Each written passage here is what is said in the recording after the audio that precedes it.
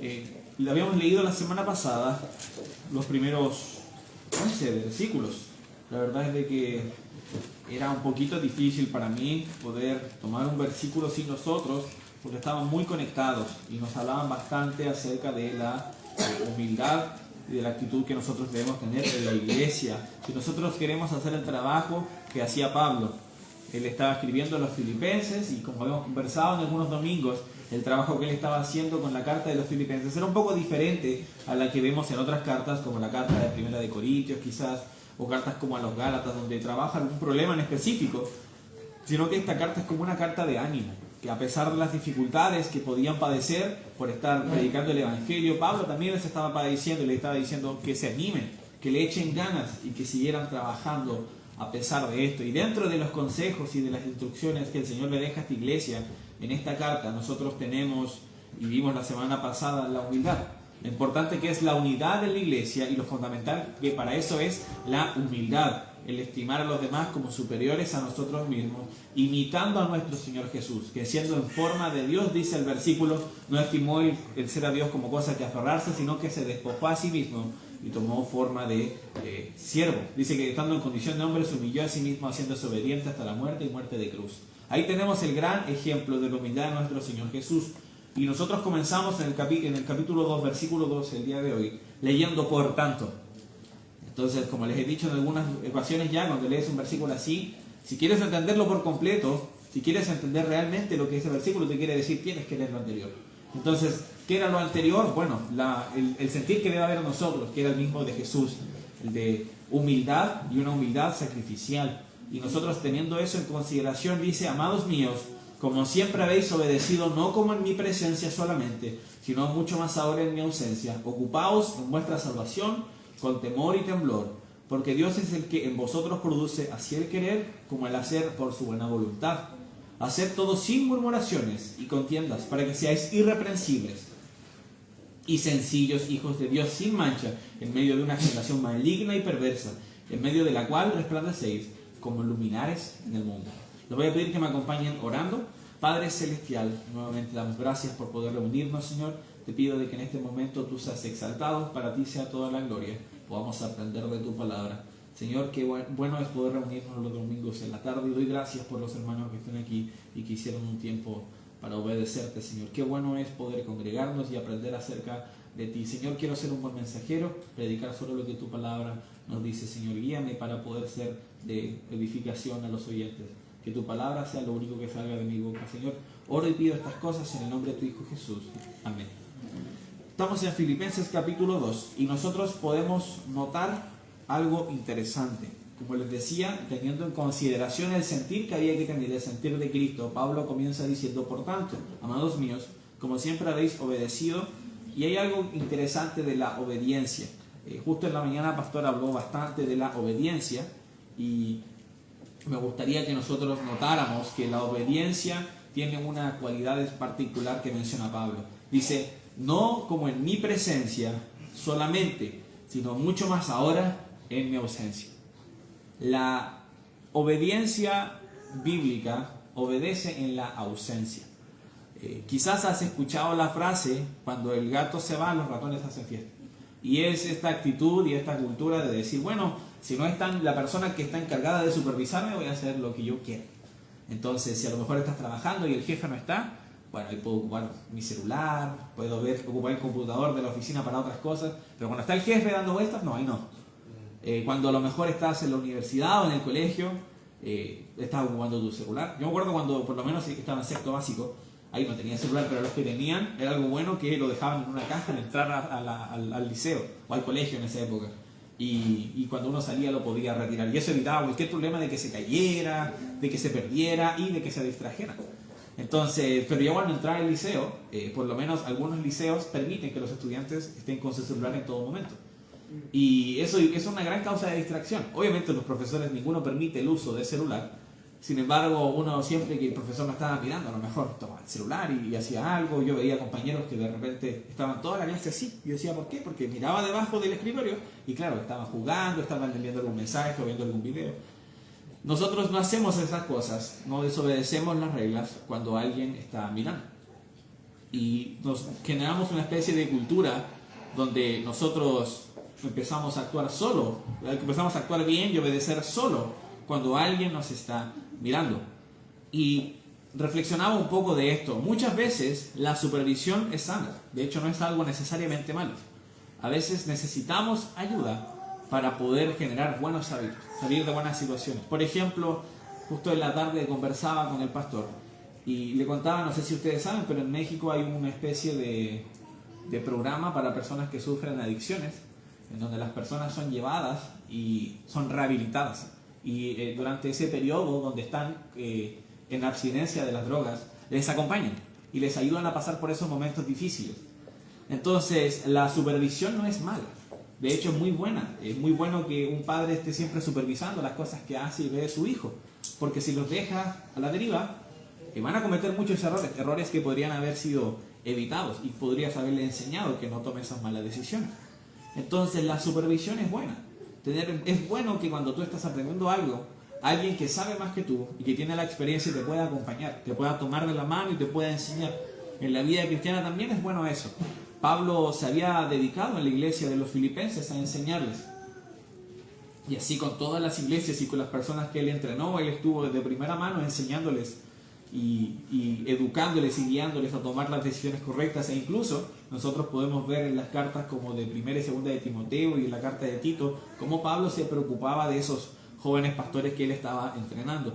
Entonces nosotros podemos ver de que la supervisión en sí no está mal. La supervisión puede ser una gran ayuda y herramienta, pero jamás debe ser nuestra motivación o razón de obedecer. Ese es el quiebre y el punto. Cuando tú estás comenzando a obedecer y a crear hábitos, es muy bueno, como te digo, que tengas a alguien que te ayude y te supervisa, pero esa no debe ser la razón por la que tú obedeces al Señor.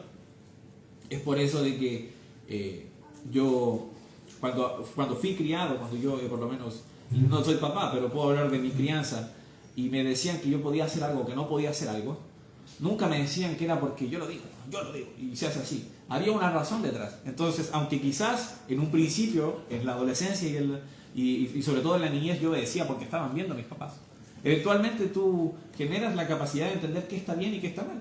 De hecho, es algo con lo que nosotros nacemos. No tienes que enseñarle a un niño a desobedecer. Sin embargo, nosotros podemos generar esta capacidad de, primero la supervisión, pero luego tener la capacidad de comportarnos como corresponde. No porque hay alguien mirándonos, sino porque sabemos lo que está bien y lo que está mal. Y la Biblia nos habla un poco acerca de la motivación que debe haber en nuestras acciones como cristianos. Te pido me acompañes al libro de Colosenses, al capítulo 3. Colosenses capítulo 3. Es el siguiente libro. Colosenses capítulo 3. Leamos el versículo 23 y 24. Dice: y todo lo que hagáis, hacedlo de corazón, como para el Señor y no para los hombres. Sabiendo que del Señor recibiréis la recompensa de la herencia, porque a Cristo el Señor servís. Entonces, si te das cuenta, aunque quizás en la vida cristiana, por ejemplo, puede ser el hijo de padres cristianos, quizás tú lees la Biblia porque tus papás te dijeron que tienes que leer la Biblia. Y sabes que eso es algo muy bueno, que tus papás puedan inculcar en ti los hábitos de la lectura de la palabra. Pero cuando tú entiendes y creces, no lo haces porque ellos te estaban mirando, sino lo haces porque sabes que es bueno. Porque has podido leer en la misma Biblia cómo Dios nos exhorta a estar leyendo su palabra y meditando en ella y aplicándola en nuestras vidas. Entonces, cuando yo medito en cada una de las cosas que hago y pienso cómo lo puedo hacer de corazón y para el Señor y no para los hombres, entonces esa actitud de, bueno, cuando me están mirando lo voy a hacer cuando ellos me vean, entonces esa actitud desaparece. De hecho, el versículo anterior dice: siervos, obedeced en todos vuestros amos terrenales, no sirviendo al ojo, como los que quieran agradar a los hombres, sino con corazón sincero, temiendo a Dios. Entonces la obediencia del creyente está arraigada y cimentada en un deseo de obedecer a Dios, no en obedecer a las personas que nos están mirando. El problema con el obedecer a la persona que me está mirando es pensar en que podemos desobedecer cuando nadie esté mirando. Eso es lo lógico. Entonces, si yo obedezco porque alguien me ve, eso implica que cuando no me esté viendo yo puedo desobedecer. Y esa es una gran mentira, porque no hay un momento en el que nadie te esté mirando, no existe ese momento. Sí puede ser que hay momentos en los que ninguna persona te esté viendo, pero no hay un lugar donde tú te puedas esconder y donde Dios no te pueda ver. Por ejemplo, si me puedes acompañar brevemente a Proverbios capítulo 15. En Proverbios capítulo 15 vamos a leer un versículo. Proverbios 15, vamos a leer el versículo 3. Dice: los ojos de Jehová están en todo lugar, mirando a los malos y a los buenos. Entonces, no hay una parte en la que nosotros podamos decir, nadie me está viendo. Si tú sirves a los ojos de las personas y solamente a eso, vas a crear esta falsa realidad donde vas a pensar que hay situaciones y momentos en los que nadie te va a ver y por lo tanto todo es lícito. Pero no es verdad. Si nosotros por lo tanto entendemos que Dios siempre está mirándonos y viéndonos, le vamos a temer y a respetar. Y la Biblia nos enseña en Proverbios capítulo 1, el versículo 7, que ahí está el principio de la sabiduría, en el temor a Jehová. Nuestra obediencia va a estar arraigada firmemente en el hecho de que Dios me está mirando. Entonces, cuando yo obedezco o desobedezco, eso va a estar considerando a lo en que Dios está viéndome. Entonces, desobedecer no va a ser una opción. Si por otro lado, nuevamente, tú dices, yo hago las cosas porque mi mamá me dice, no, solo porque ella lo dice para que quede contento. En cuanto salgas del hogar, vas a cambiar y vas a ser una persona mala. Vas a ser una persona que hace las cosas que tú en tu casa jamás se hubieran pensado. Vas a hablar con un lenguaje que jamás se hubiera visto en tu casa. Vas a estar juntándote con personas que tú sabes que tus padres habrían dicho, no, ¿cómo te juntas con alguien así?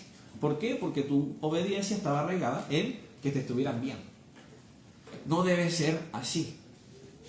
Estas nociones cimentan, como les decía, una obediencia verdadera. Poder decir, yo voy a obedecer porque Dios me está viendo y porque yo deseo temerle. Yo recuerdo hace un tiempo en una predicación del pastor Jorge Veloso, quizás le recordarán, él nos visitó en enero, estuvo como 2 semanas con nosotros, y él decía que una niña le había explicado a él, le había preguntado a una niña qué era el temor de Jehová, y ella había dicho, es tener o estar consciente de que Dios siempre me está mirando.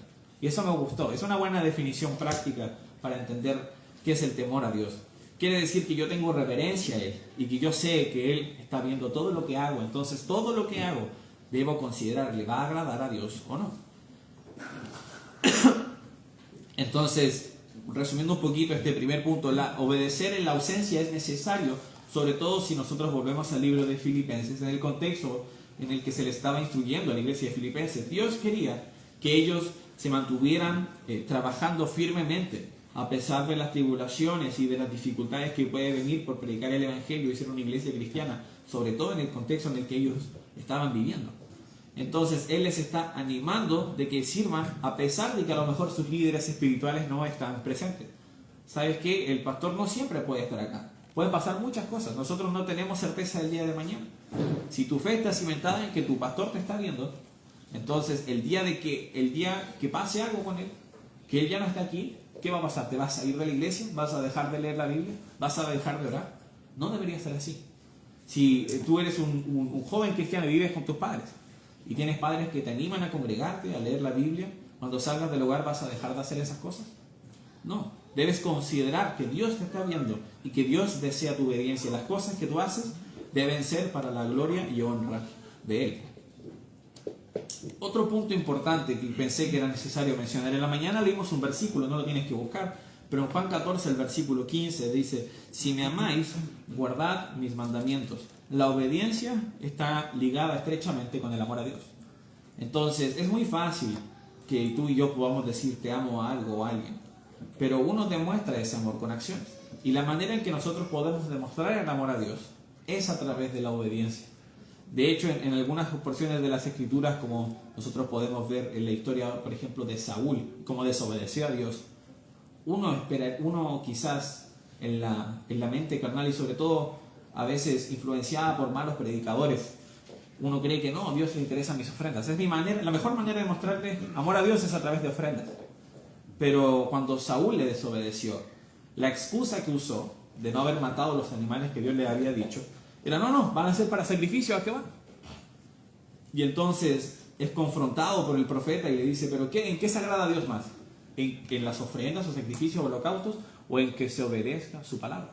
Entonces a Dios le agrada mucho más, y es una muestra de amor mucho más sincera, que nosotros podamos obedecer sus mandamientos. y hacer caso a lo que Él nos está diciendo. En Filipenses 2, si volvemos a Filipenses 2, el versículo 2 habíamos leído hasta donde decía: no como en mi presencia solamente, sino mucho más ahora en mi ausencia. Ocupaos en vuestra salvación con temor y temblor. Esta es una frase interesante: ocupaos en vuestra salvación con temor y temblor. Cuando leemos esta frase, debemos tener mucho cuidado de no pensar algo como: oh, debo cuidar mi salvación para no perderla. De eso no está hablando el versículo. De hecho, justo ahora que hablábamos de guardar, yo pensé en un versículo, pero no lo quise decir porque lo vamos a leer ahora, que es Judas, bueno, tiene un capítulo. El versículo 24 dice: y aquel que es poderoso para guardaros sin caída y presentaros sin mancha delante de su gloria con gran alegría. Siempre es bueno recordar de que nosotros no hicimos nada para ganarnos la salvación, ni tampoco podemos hacer nada para mantenernos salvos.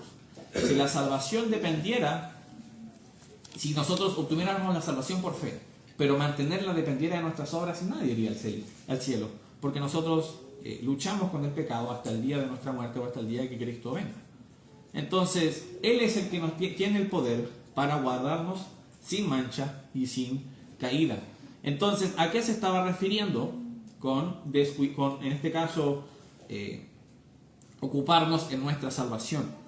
La verdad, a mí inmediatamente mi mente se fue a otro versículo que está en Hebreos capítulo 2. Te pido que me acompañes a buscarlo. Hebreos capítulo 2. Hebreos capítulo 2 es el versículo 1 hasta el versículo 3.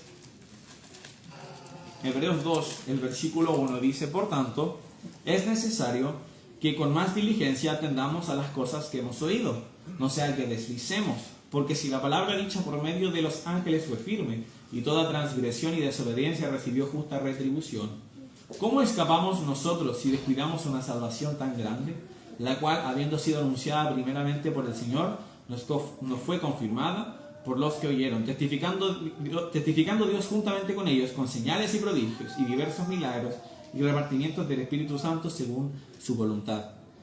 Entonces, este pasaje lo que estaba diciendo es de que nosotros tenemos que ocuparnos en las cosas que Dios quiere. ¿Cómo nosotros podemos descuidar una salvación tan grande?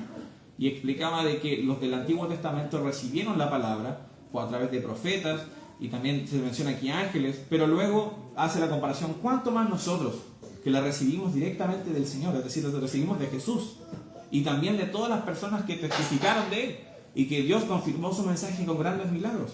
¿Cómo nosotros vamos a guardar un mensaje así? ¿Cómo nosotros nos vamos a seguir haciendo las cosas que Dios quiere que hagamos? Entonces, cuando habla de descuidar la salvación, yo hago esta pregunta: ¿te ha pasado que a lo mejor alguna vez te han regalado algo tan caro que no quieres que nadie lo toque? Como te ha regalado algo tan caro que tú le tienes mucho cuidado y mucho aprecio. Yo pienso, por ejemplo, hay mucha gente que le gusta la colección de cosas caras, como podrían ser losas, o a veces son artículos de colección. Y si tú estudias, por ejemplo, lo que yo veía hace no mucho, en un programa como de subastas y de compra y venta de cosas raras, hablaban de cómics. Y hablaban de un cómic del Hombre Araña. Y eran cómics carísimos, porque era una primera edición. Y estaban en perfecto estado, pero tenía como unos pequeños desgastes en los bordes. Y esos pequeños desgastes disminuían muchísimo el valor. Pero la persona lo tenía guardado y lo tenía sellado. El punto es de que cuando uno tiene cosas así de valiosas, uno se preocupa porque entiende el valor que hay detrás de ellas. Si alguien te regalara un auto, tú probablemente lo cuidarías muchísimo. Dirías: wow, me regaló un auto es carísimo. Es realmente un esfuerzo, yo quiero cuidar lo que se me regaló. Cuando nosotros entendemos cuán grande es el precio de la salvación, nosotros lo vamos a tratar con mucho cuidado. Se nos ha otorgado un regalo muy grande y vamos a tener una actitud agradecida. Si yo entiendo que el precio de la salvación, porque a veces recuerdo escuchar también un predicador que decía: la salvación es un regalo para todo el mundo, pero no fue gratuita. Y me gusta esa frase porque en lo que apuntaba es de que el precio que se pagó en la cruz fue un precio muy alto. Fue la sangre de Jesús, fue la muerte de Dios. Dios, de hecho hombre, se sacrificó, fue crucificado, derramó su sangre, fue sepultado y al tercer día resucitó. Entonces el sacrificio y el precio pagado por nuestra salvación es enorme. Por lo tanto, ¿cómo nosotros vamos a menospreciar un regalo tan importante, tan valioso? La gratitud que tenemos por la salvación se va a reflejar en cómo nosotros tratamos ese regalo. Si volvemos a Filipenses capítulo 2, el versículo 13, dice: porque Dios es el que en vosotros produce así como el querer, así el querer como el hacer, por su buena voluntad. Cuando leemos versículos como, no sé, yo no soy yo, sino la gracia de Dios en mí, debemos entender y asimilar esta verdad. Los deseos que tenemos de obedecer a Dios y agradarle a Él nacen de su Santo Espíritu, no de nuestro corazón. Y eso es algo maravilloso. La razón por la que debemos obedecer, porque nuevamente estaba hablando de la obediencia en la ausencia. Primero decía, ustedes tienen que obedecer, no como en mi presencia, sino mucho más cuando estoy ausente. ¿Por qué? También dice, porque el que produce en vosotros así el querer como el hacer, Él es Dios. Dios es el que en nosotros genera este deseo. Quizás tú, ahora que has sido salvo, que has tomado la decisión de creer en Jesús, te has notado que tienes el deseo de hablar a otros acerca de Jesús. Tienes el deseo de leer la Biblia, tienes el deseo de congregarte. ¿Sabes qué? Si tienes esos deseos, debes obedecerlos porque vienen de Dios, no porque vienen de tu corazón. No debemos cometer el error de ser soberbios y de pensar, no, ¿cuánto he cambiado? Me merezco una palmada en la espalda, me merezco un relajo porque he hecho las cosas muy bien. Mira cómo estaba antes, mira cómo estoy ahora, todo es gracias a mí. No, no es así. Los cambios que hay en nuestra vida y el deseo de hacer lo correcto vienen de Dios. En otras porciones de las Escrituras leemos que todo don perfecto y toda dádiva desciende de lo alto, del Padre de las luces. Entonces, cuando nosotros vemos en nosotros estos cambios y este deseo de hacer lo que agrada a Dios, debemos obedecerle, debemos seguir esos impulsos, porque no vienen de nosotros, porque vienen del Señor. Y Dios desea que andemos en esas buenas obras. Acompáñame a Efesios, por favor. Efesios capítulo 2. Y el versículo 8 nos habla nuevamente de la salvación. Dice, porque por gracia sois salvos, por medio de la fe. Y esto no de vosotros, pues es don de Dios. Es decir, un regalo de Dios. Esto lo hemos visto varias ocasiones.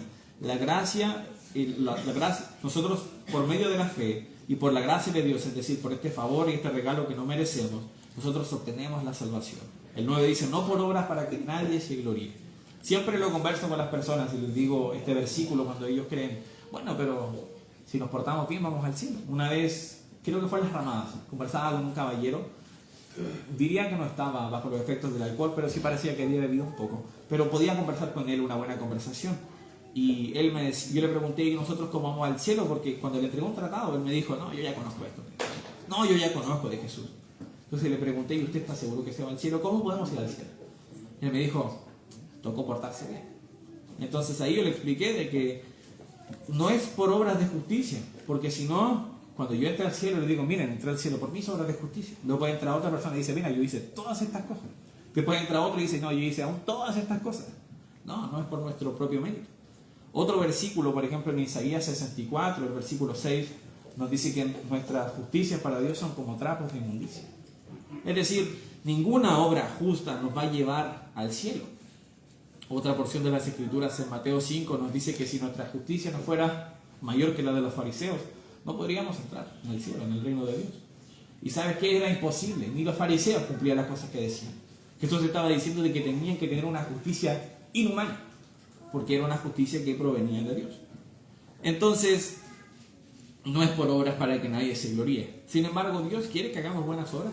Ahí dice el 10, porque somos hechura suya, creados en Cristo Jesús para buenas obras, las cuales Dios preparó de antemano para que anduviésemos en ellas. Es decir, Dios desea que sus hijos, que no son salvos por obras, anden en buenas obras. Dios ha preparado buenas obras para que nosotros andemos en ellas. El regalo de la salvación no solo termina con la vida eterna que se otorga al creyente en el momento de ser salvo, que ya es un gran regalo, es el mayor regalo, pero Dios otorga también una vida nueva y una oportunidad de vivir una vida donde tenemos victoria sobre el pecado y donde el Espíritu Santo empieza a trabajar en nosotros. Si nosotros volvemos a Filipenses capítulo 3, 2, iba a decir el versículo 13 fue el que leímos. Él produce en nosotros así el querer como el hacer por su buena voluntad. Dice el 14, haced todo sin murmuraciones y contiendas. Las quejas y las murmuraciones son el resultado de la ingratitud. Nosotros habíamos leído antes de que nosotros debemos no obedecer ni a trabajar al ojo, sino a trabajar aún cuando no hay alguien supervisándonos necesariamente, porque nosotros entendemos el gran regalo que se nos ha otorgado. Debemos ocuparnos en nuestra salvación. Entendemos el precio que requirió nuestra salvación y nuestra nueva vida. Requirió la muerte y sepultura de Jesús. Entonces, entendiendo eso, yo voy a tener una actitud agradecida. Sin embargo, si yo me quejo, si yo murmuro a la hora de hacer las cosas que Dios quiere, si yo murmuro contra mi hermano cuando sirvo en la iglesia, si yo murmuro cuando a lo mejor necesito congregarme y mi cónyuge me dice necesitamos ir a la iglesia y yo, ay, ya vamos a la iglesia. Si nosotros estamos quejándonos, eso no muestra gratitud, de hecho muestra todo lo contrario, muestra una actitud de alguien que dice, no, estas cosas me las merezco y ahora más encima es desagradable. Les pido que me acompañen brevemente al libro de Números, por favor. Números capítulo 21. Tenemos esta historia bien común que luego aprendemos de Jesús, que habla acerca de él. Jesús iba a ser esta serpiente de bronce que nosotros leemos en Números 21, desde el 4 hasta el 9. Y así como esa serpiente fue levantada, el Hijo del Hombre tenía que ser levantado. Y todo aquel que era picado por las serpientes ardientes, pero miraba a la serpiente de bronce, vivía. Y esto representa a Jesús, todo aquel que va a sufre la picadura, se podría decir, del pecado, es decir, peca y tiene por consecuencia la muerte, pero mira a Jesús en la cruz, cree lo que Jesús hizo en esa cruz, en la muerte, sepultura y resurrección, tiene vida eterna. Pero yo quiero que prestemos atención a la primera porción. Dice en el versículo 4 de Números 21, después partieron del monte de Or, camino del Mar Rojo, para rodear la tierra de Edom, y se desanimó el pueblo por el camino, y habló el pueblo contra Dios y contra Moisés: ¿por qué nos hiciste subir de Egipto para que muramos en este desierto? Pues no hay pan ni agua, y nuestra alma tiene fastidio de este pan tan liviano. ¿Qué estaba haciendo el pueblo? Murmurar. Se estaba quejando. Dios, y qué triste la corta memoria de Israel. Y cuando yo lo leo trato de no decir estos israelitas, porque la verdad es que muchas veces yo también soy así. Olvido las cosas que Dios ha hecho en mi vida. Yo tengo que tener la memoria y recordar de qué cosas me ha sacado Dios y de qué malas actitudes y malas juntas Dios ha hecho cambios en mi vida. En particular con los israelitas, ellos eran esclavos de Egipto. Eran tratados terribles. Imagínense, el faraón había puesto una regla donde mataba a los primogénitos. Qué terrible si en Chile dijera, no, a todos los hijos de los chilenos, a los varones los vamos a matar. Que sería noticia nacional, sería algo internacional, perdón, sería algo terrible. Pero eso estaba sucediendo en Egipto, y ahora que Dios les había liberado, y no solo les había liberado con mano milagrosa, había enviado plagas. Incluso en esas plagas Dios les había protegido. Muchas plagas que afectaron a los egipcios no afectaron a los israelitas, y después de eso, de protegerles, ellos pudieron escapar, y cuando fueron perseguidos también fueron protegidos. Después, cuando estuvieron en el desierto y tuvieron hambre, Dios proveyó de comida, Dios proveyó de agua. Incluso cuando se pusieron quisquillosos, Dios les proveyó de carne, les dio codornices. Entonces, Dios había sido realmente bueno y generoso con ellos. Pero ellos empezaron a murmurar. Cuando tú y yo somos mal agradecidos, nuestra actitud de reflejo va a ser la murmuración, la queja. Un corazón ingrato nunca está agradecido y nunca va a mostrar gratitud hacia las cosas que se le han dado. Entonces a Dios esto le desagradó, de hecho. Nos dice en el versículo 6, y Jehová envió entre el pueblo serpientes ardientes que mordían al pueblo, y murió mucho pueblo de Israel. Entonces el pueblo vino a Moisés y dijo: hemos pecado por haber hablado contra Jehová y contra ti. Y algo interesante que aquí yo noto es que ellos estaban quejando básicamente de la decisión que habían tomado de seguir a Moisés. Decían: no, Moisés, ¿por qué nos sacaste de Egipto? Estábamos mucho mejor allá. Pero aunque se estaban quejando con Moisés, el pecado también era contra Dios, porque estaban siendo mal agradecidos por las cosas que Dios les había dado. Entonces, cuando tú y yo murmuramos a la hora de obedecer a Dios, cuando empezamos a hacer las cosas que Él quiere, y a lo mejor eso implica alguna especie de tropiezo, dificultad o persecución, entonces nosotros murmuramos, Quizás vas a murmurar contra alguien de la iglesia. No, es que este hermano, es que esta hermana, es que el pastor. Vas a murmurar contra ellos. Pero lo que ellos habían hecho era pecar no solo contra Moisés, habían pecado contra Dios. Estaban siendo ingratos por las cosas que Dios había hecho en su vida. ¿Sabes qué? Los cristianos de esa época eran altamente perseguidos. Hasta quizás los años 300 quizás cesó un poco esto, pero incluso en esa época y hasta los días de hoy los cristianos siguen siendo perseguidos. Las iglesias bíblicas que guardan los mandamientos del Señor son perseguidas hasta el día de hoy, porque el Señor nos dice en su palabra que vamos a padecer persecución.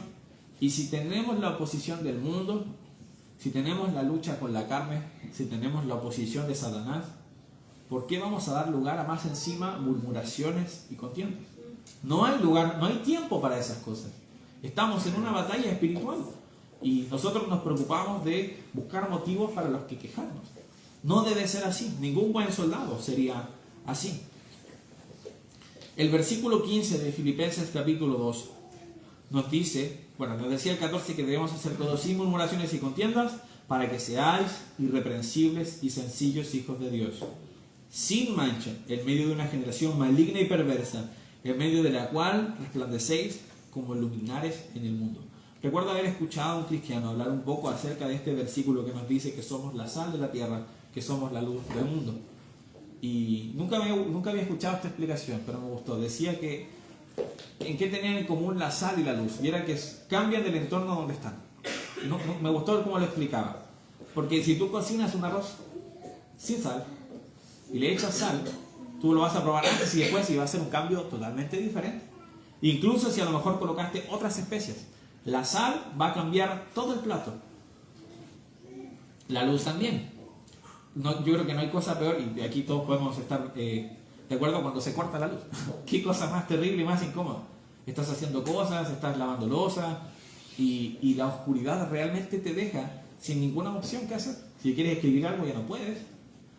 Si quieres incluso en cosas electrónicas cargar tu celular, todo se complica. Cuando nosotros, por el contrario, estamos a oscuras y utilizamos la luz, es realmente útil. Quizás tú lo has experimentado cuando manejas de noche, pero es imposible, no podrías manejar solo. Yo recuerdo una vez, creo que iba con Anton, veníamos de Puerto Aysén, íbamos en una recta, no venía ningún auto, y iba muy lentito. Le dije, veamos qué pasa si apago las luces. Y sabes que no salía nada, así que las encendía enseguida. Pero el punto al que yo iba era, la luz realmente cambia el ambiente donde está, y afecta y se hace notar. Realmente la luz en un lugar oscuro no puede pasar desapercibida. La sal en un plato no pasa desapercibida. De hecho, tú notas su ausencia. Entonces, nosotros en una generación maligna y perversa debemos resaltar de manera diferente. Si nosotros, por el contrario, estamos murmurando, teniendo contiendas, actuando al ojo, entonces vamos a ser igual que los demás. No va a haber nada de diferente en estos cristianos que las personas del mundo. Si por el contrario nosotros realmente obedecemos al Señor, a pesar de que no hay nadie viéndonos, si nosotros obedecemos al Señor y trabajamos sin murmuraciones, sin contiendas, si nosotros hacemos caso a estas cosas, la gente va a notar, vamos a hacer esa sal que realmente es efectiva en un plato, o esa luz que es efectiva en una noche oscura. La gente va a poder notar algo diferente. Vamos a cambiar y va a decir, wow, esta persona es diferente. El versículo 16 nos dice, asidos de la palabra de vida, para que en el día de Cristo yo pueda gloriarme de que no he corrido en vano, ni en vano he trabajado. ¿Sabes qué significa la palabra así? Yo la aprendí cuando estaba en el liceo. Quizás les contesto, pero en mi clase de lenguaje teníamos una pequeña nota en cada prueba que era vocabulario. Entonces, tú tenías tu cuaderno de lenguaje y aquí pasabas todas tus materias. ¿Qué tiempo? Yo, la verdad, cuadernos para la materia no ocupo, ahora ocupo el computador. Pero tenías aquí tu materia y en la parte de atrás, palabras de vocabulario. Te pasaba una lista de palabras, anotabas la definición, sinónimos, antónimos y quizás una o dos acepciones, definiciones secundarias o usos secundarios de la palabra. Y vimos la palabra así. Y la palabra así significa sostenerse o agarrarse. Entonces, la palabra asido de la palabra de vida quiere decir sostenidos, agarrados. Y cuando yo leo la palabra asido, yo no imagino así, yo imagino esto, agarrado con fuerza. Entonces, cuando nos dice asidos de la palabra de vida, quiere decir de que en una generación maligna y perversa, nosotros, ¿cuánto más debemos estar agarrados a lo que este libro dice? Sobre todo porque no vamos a encontrar sabiduría, ni vamos a encontrar verdades en lo que la sociedad tiene que ofrecer, todo lo contrario. Entonces, si nosotros queremos resplandecer como estos luminares de los que está hablando aquí el Señor, nosotros tenemos que efectivamente estar agarrados a lo que la palabra dice, no desviarnos de lo que este buen libro dice. Y termina el versículo diciendo, para que en el día de Cristo yo pueda gloriarme de que no he corrido en vano, ni en vano he trabajado. ¿Sabes qué? El trabajar en personas no es sencillo. Yo pensaba en lo que se está haciendo en Puerto Aysén. Y qué bendiciones de que pudimos tener un bautismo el jueves, antepasado. Pero los que han ido lo pueden dar testimonio. No es fácil. Qué bendición de que el pastor pueda hacer discipulados con él, pero que él fuera, por ejemplo, que Miguel nos acompañara a la iglesia, a veces quería, a veces no, requirió muchas conversaciones, que él tomara esa decisión, se le predicó, él escuchó el evangelio muchas veces, y uno pensaría, pero 2 años en la iglesia, ¿cuántas personas hay? El jueves pasado éramos Henry, Carla, de Puerto Aysén, Henry, Carla, Miguel y Pablo. 4 personas, pero ha requerido mucho trabajo, visitas, mensajes, y ahora lo he podido experimentar. El pastor me ha estado enseñando cómo poder trabajar con personas y requiere trabajo. Entonces, cuando tú ves que hay alguien que ha invertido en ti, ¿cómo puedes tú hacer que esa persona diga, realmente valió la pena el tiempo que invertí?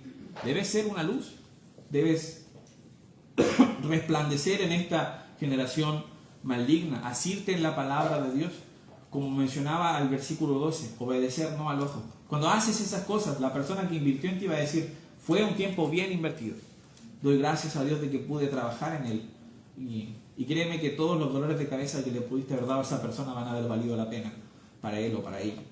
Entonces nosotros, ya para ir terminando, debemos obedecer en la ausencia. Qué importante es de que nuestra obediencia, aunque nuevamente, la supervisión puede ser muy buena y puede ser una muy buena iniciación para generar buenos hábitos y buenas costumbres, pero no es la razón por la que obedecemos. ¿Sabes qué? Yo amo mucho al pastor y el pastor ha invertido mucho tiempo en mí, pero yo no me congrego porque el pastor me lo dice, me congrego porque yo amo a Dios y yo quiero estar en su casa. Debemos obedecer a pesar de que no nos están mirando. Tampoco debemos pensar de que nadie nos ve, porque Dios siempre está atento a todo lo que hacemos. Y quizás tú puedes decir, nadie me está viendo cuando haces algo malo, pero Dios te está viendo. Nosotros debemos ocuparnos en nuestra salvación. No quiere decir de que debemos cuidarla para no perderla, pero considerando cuán grande es el regalo de la salvación, ¿cómo nosotros podemos actuar como se nos dé la gana? No, considerando que Dios nos salvó y que nos ha dado una vida nueva, llevemos una vida que expresa gratitud, que muestra que nosotros estamos agradecidos del gran regalo, sin murmuraciones, sin contiendas, sin actitudes ingratas. Y con eso, asidos de la palabra de verdad, ser luminares, que las personas puedan ver la luz de Cristo resplandecer a través de nosotros, porque llevamos vidas diferentes. En una generación donde se habla de manera diferente, se hacen cosas diferentes, hay malos hábitos, nosotros podamos ser la luz en este mundo. Señor, quería empezar a orar, voy a ver que me acompañen orando. Señor, doy muchas gracias por poder congregarnos el día de hoy. Quiero pedirte de que nos ayudes a imitar lo que nosotros leemos aquí. Queremos aprender de lo que le dijiste a los filipenses. Y Señor, hay mucho trabajo que hacer en nuestros corazones. Sé que muchas veces nosotros no hacemos las cosas para ti como deberíamos hacerlas. Queremos que cada uno de nuestros actos de obediencia sean porque te amamos. Porque como nosotros te amamos, deseamos guardar tus mandamientos y expresar nuestro amor de esa manera hacia ti. Señor, yo doy muchas gracias por el regalo de la salvación y que nosotros nunca olvidemos el gran precio que se pagó en esa cruz y actuemos de acuerdo con eso, con una actitud agradecida. Señor, queremos aprender de lo que nos has enseñado, no queremos estar luchando con nosotros mismos o murmurando contra ti o contra algunos hermanos, todo lo contrario, queremos ser luminarias en este mundo y que las personas puedan aprender de Cristo y puedan ver en nosotros vidas cambiadas, Señor. Ayúdanos a asirnos en tu palabra, a obedecerla como aprendimos en la mañana, no ser solo oidores olvidadizos, sino ser hacedores de la palabra, Señor. Doy muchas gracias por todo. Oramos en el nombre de tu Hijo Jesús. Amén. Amén.